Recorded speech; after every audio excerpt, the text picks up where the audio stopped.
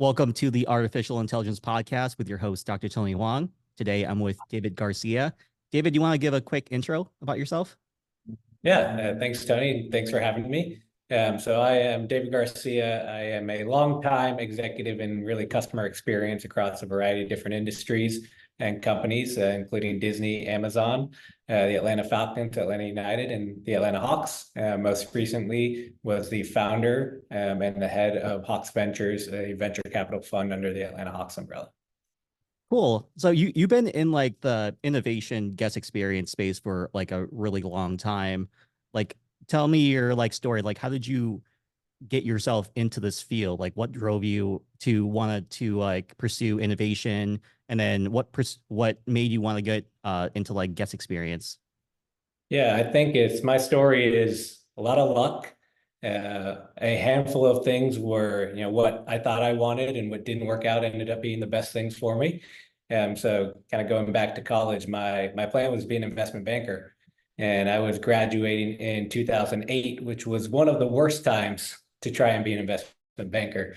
Could not get a banking job. Most of my friends that did go into banking were out of a job within 3 to 6 months. And just applied to work at Disney World in finance, kind of as a joke. Sitting in my brother's apartment over Thanksgiving, I saw the post and like, I had no affinity for Disney. I wasn't a Disney file or anything like that. I was like, I saw it. He's like, yeah, go for it. And that interview process is what pulled me into customer experience and making me want to do that my whole career. They absolutely blew me away during that interview process.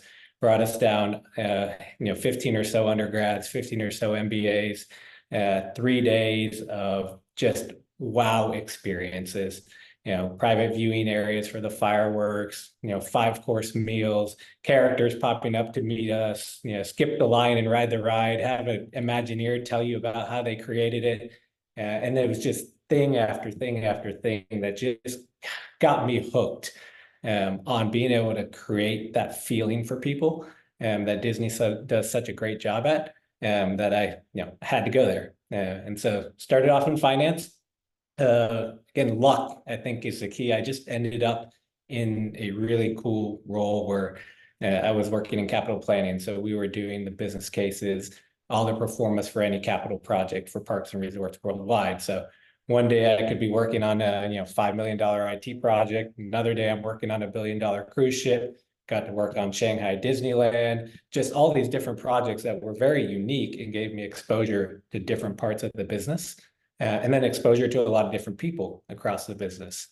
So from there, had the opportunity to work on a project with us at the time they called the Next Generation Experience, which was looking to digitize the park experience and transform the way you experience a theme park, to make it more personalized, to leverage data to understand kind of who you are and how do I take a park that has 70,000 people in it, but make it feel like it was designed specifically for you.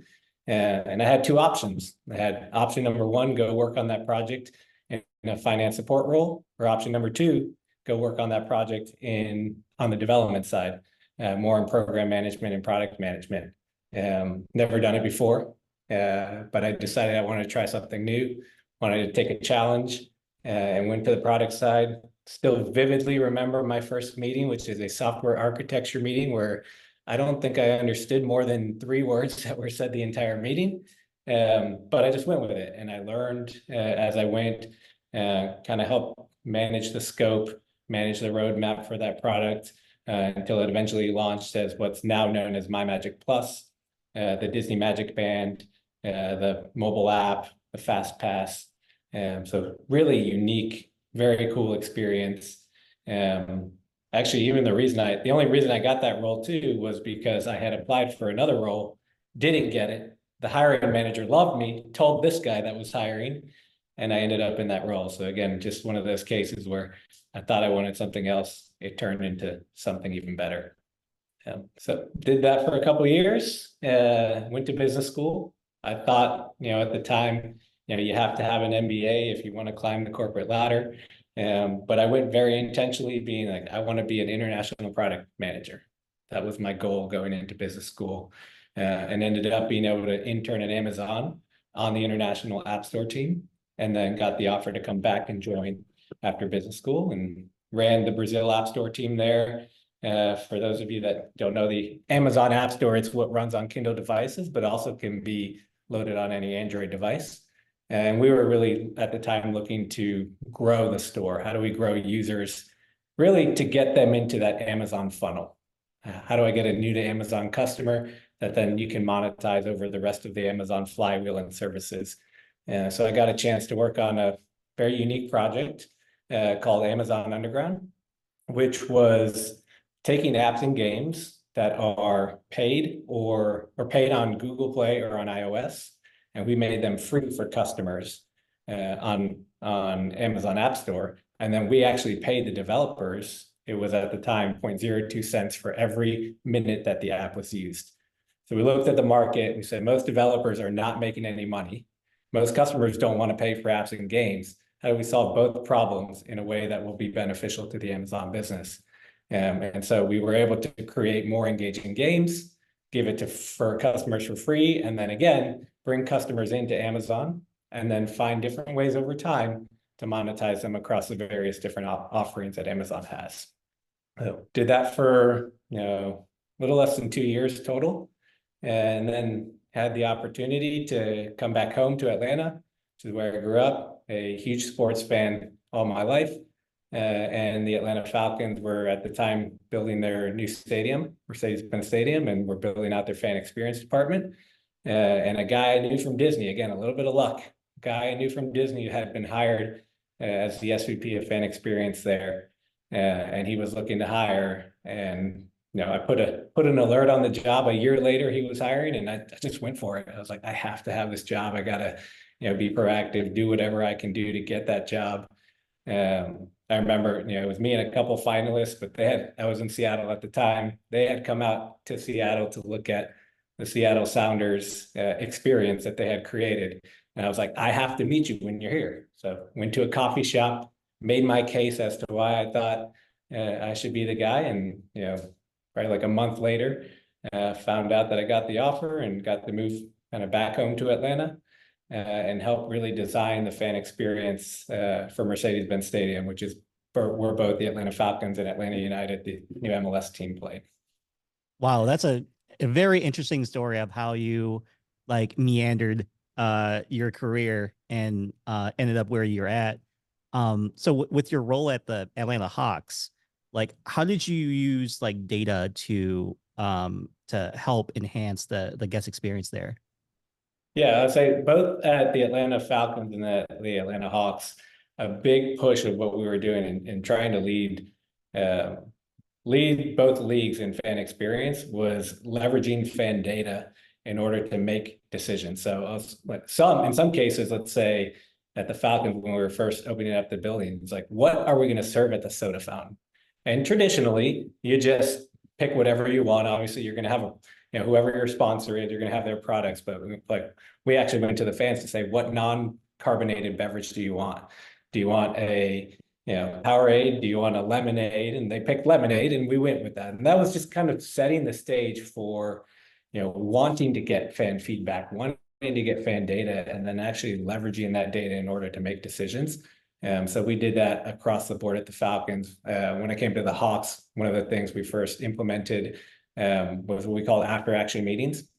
So after every single game or concert, more than 100 events a year, we would look at all the survey data collectively as a group, not just the folks in the operation, but also with marketing and with sales, and see what the fans were saying, what were the biggest problems, and then use those meetings to make immediate changes. So you bucket those things and, hey, what can we fix between now and the first event? What can we fix in the next month or so? Or then, hey, what might we fix for next year? And because it's maybe a little bit longer term solution, and just baking that into the culture, that we want to hear what the customer has to say. And then we're going to not just read it, but we're going to action on it. And so that was a big part of what we did. And then we were getting data from all sorts of different places. Sales reps, every time they're talking to a fan, they're collecting information. Where does that go, right? And how do we leverage that? Our chat bot and our customer service team that's getting complaints or questions. A big part of what we would do is that, okay, we can clearly see that people are consistently asking questions about the bag policy. That's an example. Okay, what can we change on our website? What can we change in different parts of the experience to bring that data to the forefront so fans can find it a lot quicker and easier? And so I think that was what led us in both cases to be top of fan experiences, listening to the fans and then actioning on what they were telling us. Oh, that's so cool that you're able to take that information that you gathered and be able to pivot it on the next like meeting or the next event so that you're like enhancing the experience on the go. Like, did you find it quite easy to get that data? Like, were fans very willing to like give out that information through like surveys or like chat bots, or like did you have to like incentivize them, be like, you get like $10 off if you do the survey, or like how did you entice people to actually give you that data? Yeah, I'd say there were, varying levels of affinity and people.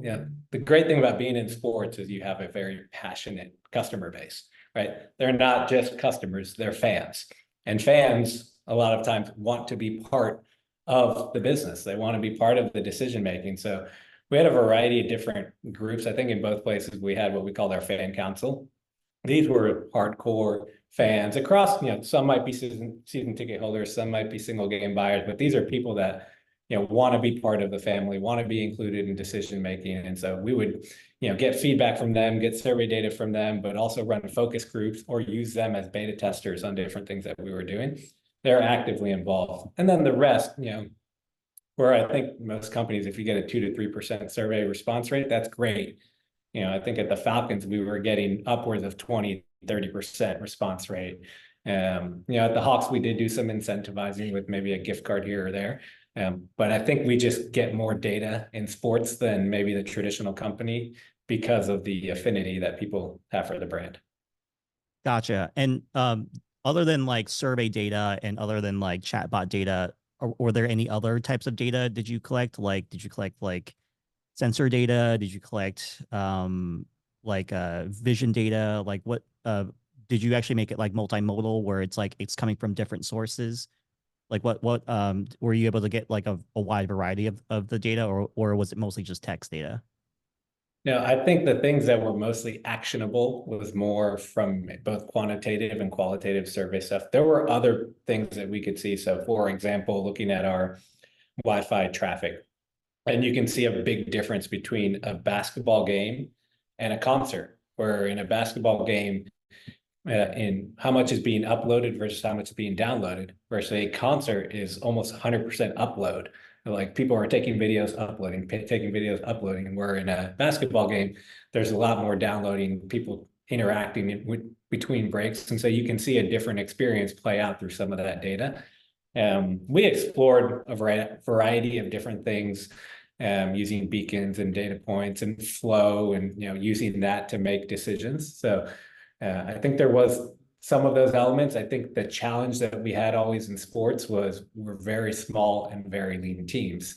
And so we might have access to a lot of data and access to a lot of, sources of information, but we don't have the people or the manpower to do anything with it. So I think that's what's exciting about the future of where technology, where AI is taking us, is that for a low resource team, a low manpower team, you might hopefully be able to make more out of that in the future and make it more actionable than you can today, with the small teams that we have.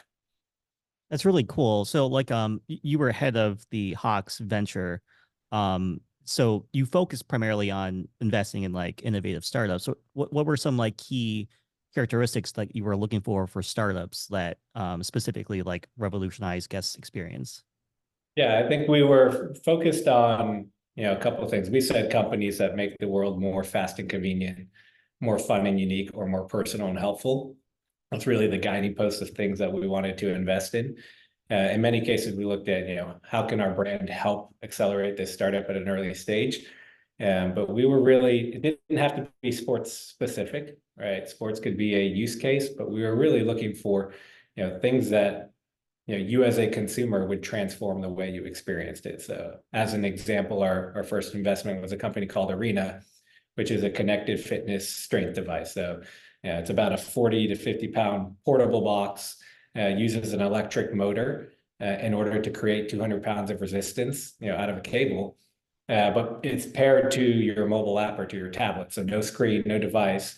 That had the capability to be able to not only measure every single thing that you did, but then generate customized and personalized workouts using AI based on your actual data. So knowing what you're good at, knowing what you struggle at, being able to recommend different exercises to help you at the things that you struggle at. I think those were the types of products that we were looking at, things that were taking the next step. And in this case, working out has been around forever, but how do you use technology to make it better, make it more efficient, and make people more efficient when they're with their time when they work out? That's cool. So, of the companies that you've like invested in, what was your like favorite like startup? Which one like really emphasized the core values that you're looking for and like something that you're like that you want to invest in? Yeah, I think a lot of my favorites are sometimes ones we didn't invest in for a variety of reasons. We were very I say industry agnostic, so we were able to look at a lot of different things. One company that I found fascinating was a company called Space Perspective, which is a space balloon tourism company. So taking people up to about 100,000 feet, where you are kind of in space, not technically in space, but you see the blackness around you. It's a 6-hour experience. 2 hours on the way up, 2 hours at the top, 2 hours on the way down. Food, beverage, kind of like a way to experience space without having to be able to go on a rocket and handle the G's, making space more accessible. And what I found that fascinating, and you got to take a leap to get there, but space is, I believe, part of our future. It seems far-fetched, it seems far out there. This is the type of company that can make it more accessible to more people, make it accessible to the masses, and then kind of get us there over time. But it was, what was fascinating to me were all the parallels that business had to the sports industry, right? You're selling tickets to a 6-hour experience. You have, premium customers that you have to really be able to deliver that personalized experience for them, that, high, truly high level elite experience to them, and sell sponsorship to it, and all the different elements that we have in a sports arena really parallel really well with that business. Another one that we really liked is a company called BeFake. Is their app. It's a generative AI company that uses prompts to create images for you. Kind of the antithesis of Be Real. This is more like, hey, it's you, but it's you in a fantasy type environment. But what was really cool about what they were doing is, how their vision of taking all of this data and all the things that they were collecting and building it into a kind of B2B platform to generate conversational bots that could be embedded in other industries. So for example, their bots may know how to interact with, a 15-year-old today, right? How do they take that and sell that to a gaming company that can put these bots into their game? And then once you come into the game, there's already people there to interact with. And so it's really taking that leap that the future is not just human to human interaction, human to human conversation, but it's human to bot conversation. And again, taking a leap that's the direction that we're headed in. And then the other part that I was pretty interested in, and we saw a lot of companies in this space, is when you think about discovery and you think about recommendations and how do I choose what I want to do? Coming from Amazon, right? You go on Amazon and you're going to say you want to buy a $40 sous vide machine. You're going to find, hundreds of products, thousands, if not thousands of reviews. You're going to start going through them. It might be 4.5-star rating, but you're going to see that 1-star review and that 2-star review, and you're going to start reading it, and you're going to start overthinking what it should be a go to the shelf, grab a $40 product and go home. But now next thing you know, you spent 2 hours, 3 hours researching a $40 product. Who knows why? But now we've gotten to the point where, Google reviews and Amazon and Yelp, and there's almost too much data. So we saw a lot of companies really working on how do you make travel recommendations more accessible and fine, using people that you trust, people that you follow, influencers that you respect and you want to know what they're doing versus the masses? How do you know, if I'm going to decide where I want to eat, I'm just going to go look and say, hey, there's 10 people I know that recommend this restaurant, not the 1,500 reviews, some of which like it, some of which don't. So that was a really interesting area where we saw, you know, a lot of AI coming into play as well, of like, how do you help consumers make decisions in an era where there might be too much information and it paralyzes people? I'd say the choice paralysis based on having too many choices to choose from or too much reviews to look at really does like hinder your ability to pick something. Like I know for me, every time I buy something on Amazon, I always try to look at the 3-star reviews just because usually the 3 stars have pros and cons. I try not to look at like the 5 stars or the 1 stars because then I'll just go down like a rabbit hole and just start looking at all these reviews. But what the thing that I really like about you is that your work really it really emphasizes like inclusivity from what I've noticed. And like so I'm wondering like how are you able to like take data to like create more inclusive experiences for like really diverse audiences at sporting events, right? So like I'll have like a friend and he'll be like Muslim, he'll come in and I'm Asian, all right, we're completely different. Like how are you able to take like data to be able to allow us to come in and have this like great experience at these events? Yeah. I'll say it's been a big transition in sports over years because it used to be everything was anecdotal based. Like you're making decisions based on anecdotes that you hear. And many times those anecdotes that you're going to get are going to be from the most vocal, right? The most vocal fans who are going to complain the most, or in many cases, the premium ones, the ones that have the ear of the tops of the organizations. And you're making decisions on things that might not be relevant to the masses or to the broader. Um, so a big push in what we were doing is trying to figure out how do we know who you are, right? And by knowing who you are, how do we personalize that experience? So there's obviously been a push towards digital. Very, probably can't remember the last time you had a paper ticket if you went to a sporting event. A few places still have them, but right, going to digital allows us to get a little bit more information about who you are, what you like. If we can get you to download the app, we can take that to the next level. If we can get you to use our wallet, we can take that to the next level. And just finding different ways to incentivize you to interact with us, you know, whether it be, you know, playing a lottery game with your app and interacting with the video board. All these different things were ways to connect to an individual user and then personalize that experience. We had done a lot of testing, really going back to my Disney days of the Magic Band and RFID. We tried to recreate that experience as well in some of our premium clubs. So coming out of COVID, we put RFID in all of our credentials. And then one allowed people to flow in and out of the clubs without having to stop, right? We could read it as you hit an RFID reader, we could see if you had a valid badge or not, you know, as we looked at our tablet. But then we also created a portal for you to give us information about yourself. What's your birthday? What's your name? What's your favorite drink? So when you checked in, came in through the parking garage, and we knew your favorite drink was a Jack and Coke, we had that Jack and Coke waiting for you at the front of the club. Or we were able to greet you by name. These small things that don't seem that important, but is really about how do you make a person feel special? How do you make a person feel included, seen, heard, et cetera? Those are the things that transform a customer experience. It's not just the amenities, but it's how you make a person feel.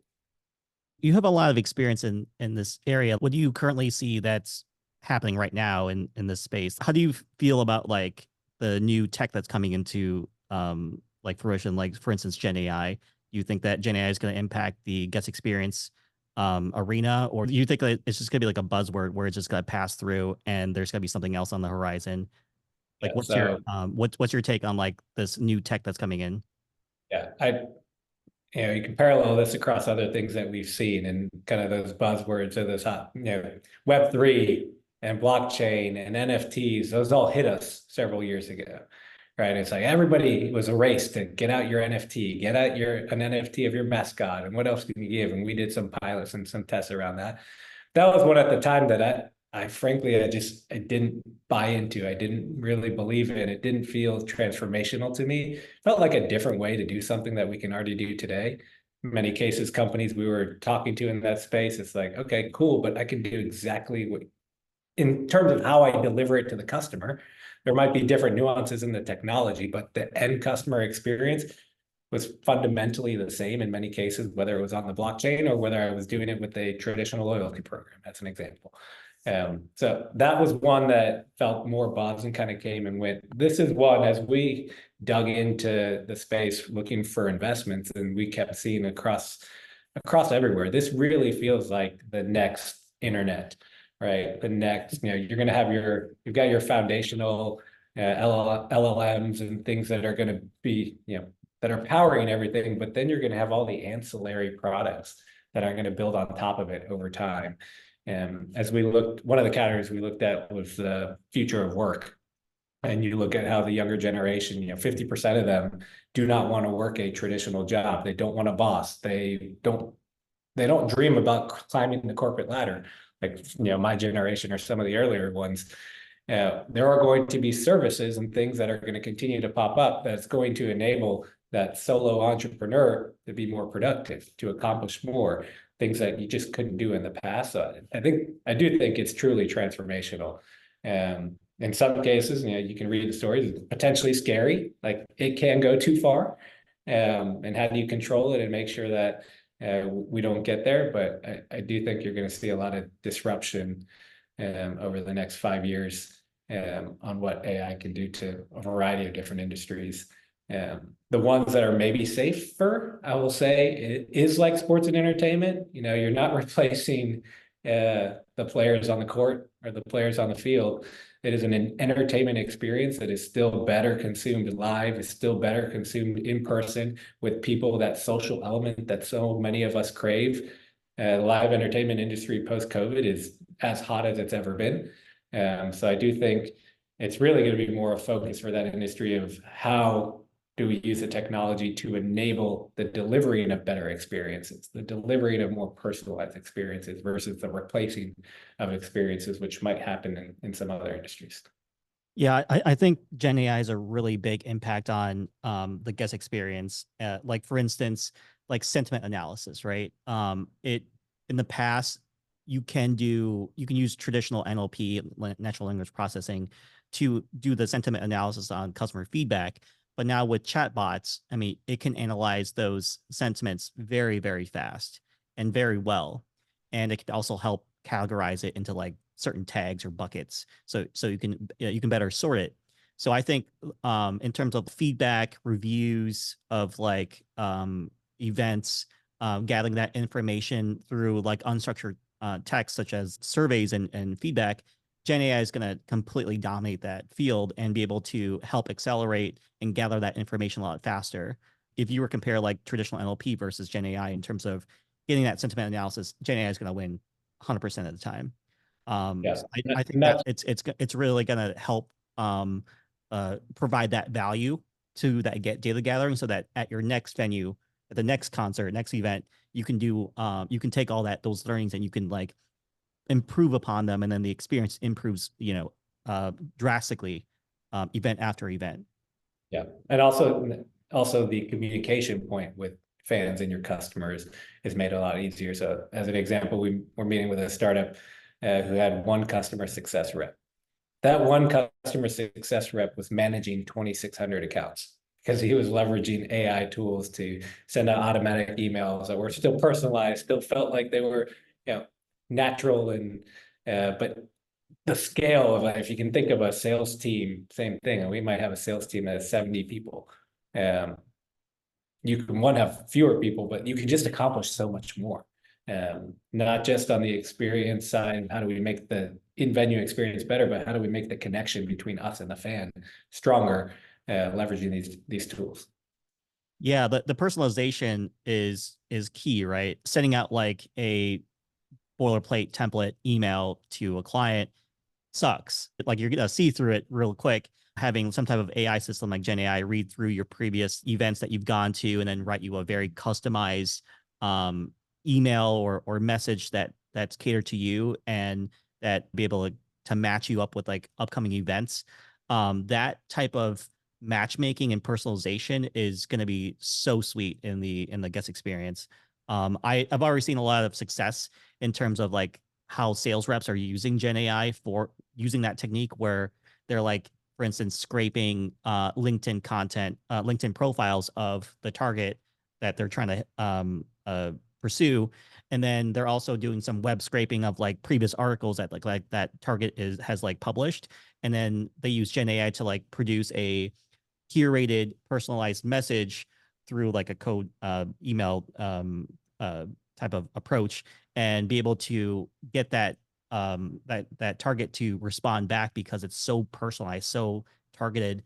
I think the key to success in terms of like the future of guest services is like hyper personalization using Gen AI, taking all that information that you've collected from the guests, and then feeding it into like a Gen AI like algorithm, and then producing these personalized messages for them so that they feel as if like they're, because you said before this, like these guests are not just regular guests, they're fans. So if you can like make them feel as if like they're a family through personalization, I think that's going to be key to like capturing them and retaining them for like multiple years.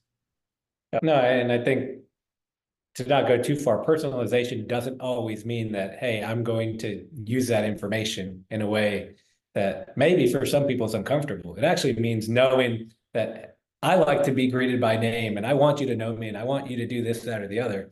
And you may not, like you may want to not be bothered. Or, I like to use example, if I'm on a plane, like, in a plane is, you got 200 passengers on the plane. You should know every single passenger on that plane and what they like and what they don't like. You should know they always book a window seat or a middle seat or an aisle seat and not upgrading them in something they don't like. You should know, whether or not they want to sleep on the flight or be woken up and given a meal. Those are the kind of the next level of like, okay, what do I want? But also just as important, what do I not want?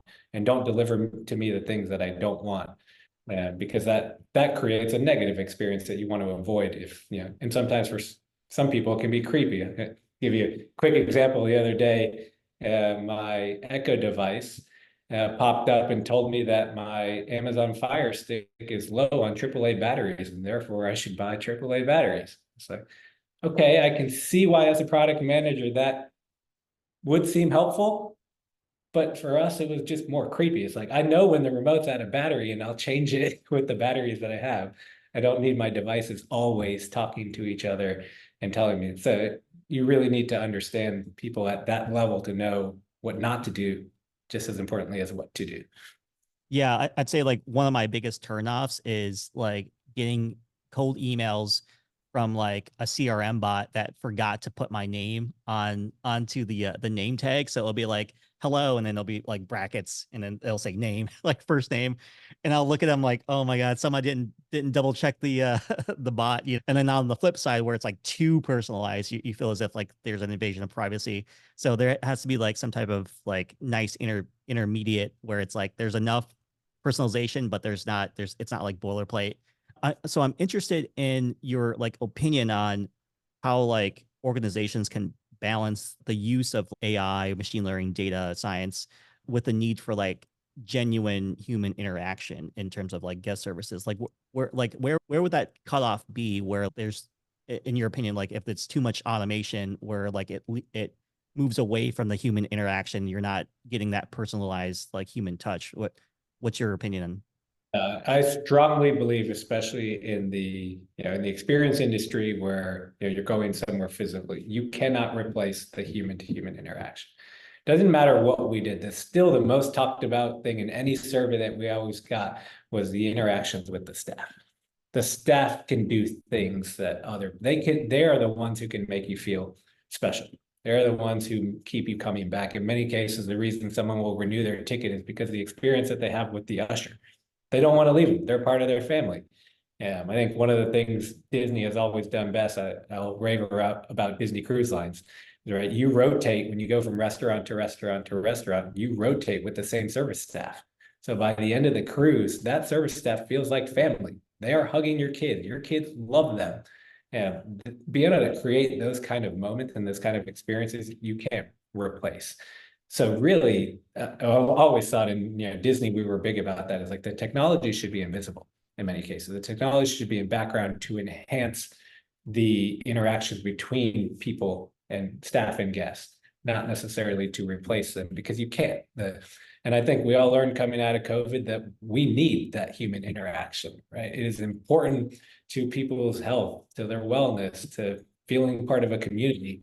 If you've done any of the reading or the Netflix shows on longevity, right? You see that's the constant theme, is the element of community.